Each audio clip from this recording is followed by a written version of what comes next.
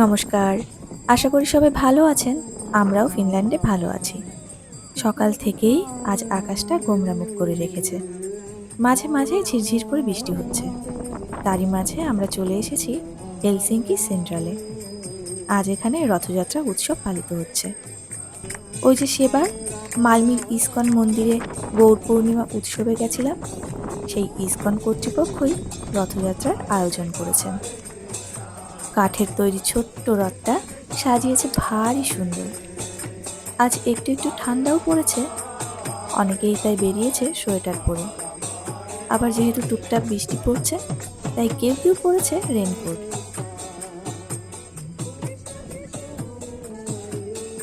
এই যে ইনি ঝুড়ি নিয়ে এসেছেন, সকলকেই প্রসাদ হিসেবে দুটো করে বিস্কুট দিলেন আর একটা সূচিপত্র, যাতে ইসকনের আগামী অনুষ্ঠানগুলোর সূচি দেওয়া আছে। ভালোই হলো, আগামী অনুষ্ঠানগুলোর জন্য এবার আরও আগে থেকেই প্রস্তুতি নিতে পারবো।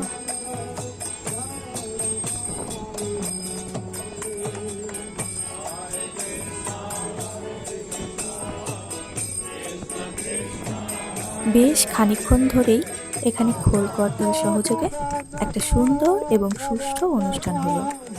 এবার জগন্নাথ দেবকে মামাবাড়ি পৌঁছে দেওয়ার পালা। রথের দুপাশ থেকে দুটো দড়ি বাঁধা হয়েছে, আর দুজন ভলেন্টিয়ার রয়েছেন দুটো ছাতা নিয়ে, যারা প্রভুর যাত্রাপথ ঝাড় দিতে দিতে যাবেন। sen alkuperäisessä paikassa Jagannatpurissa, Intian Orissassa ja ovatkin mitä ovat. So this Jagannath Rath Yatra festival has been celebrated already for thousands and thousands of years. Actually, you could say it has been celebrated সকলের always. উদ্দেশ্যে পূজারী মশাই রথ সম্পর্কে এবং জগন্নাথ দাস সম্পর্কে দু চার কথা আলোচনা করলেন এবং রথযাত্রা যাতে সুষ্ঠুভাবে পালিত হয় সেই বিষয়টাও বুঝিয়ে দিলেন। সবাই যেন একটু করে রথের দড়ি ছুঁতে পারে এবং রাস্তায় যেন কোনো রকম বিপত্তি না ঘটে, সেদিকটাও সতর্ক থাকতে হবে।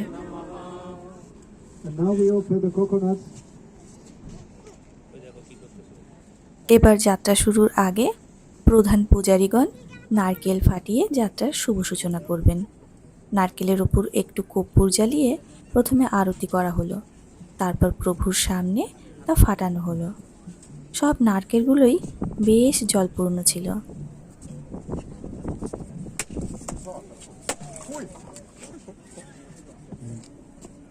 দেশে আমাদের বাড়ির একেবারে কাছেই বেশ বড় রথের মেলা হয়।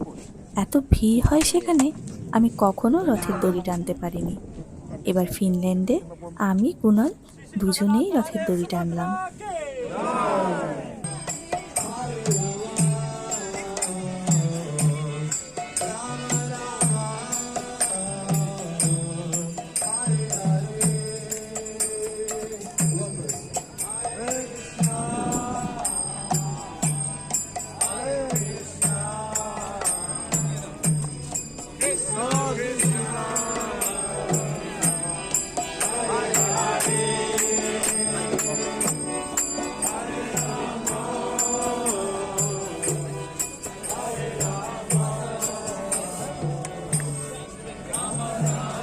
শোভাযাত্রা শহরের কয়েকটা বিশেষ রাস্তার ভেতর দিয়ে ঘুরে আবার এই সেন্ট্রালে ফিরে আসবে।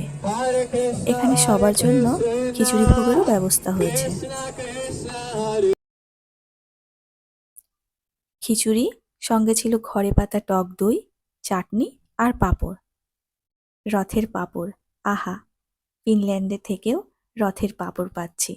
প্রভুর কৃপায় কি না সম্ভব।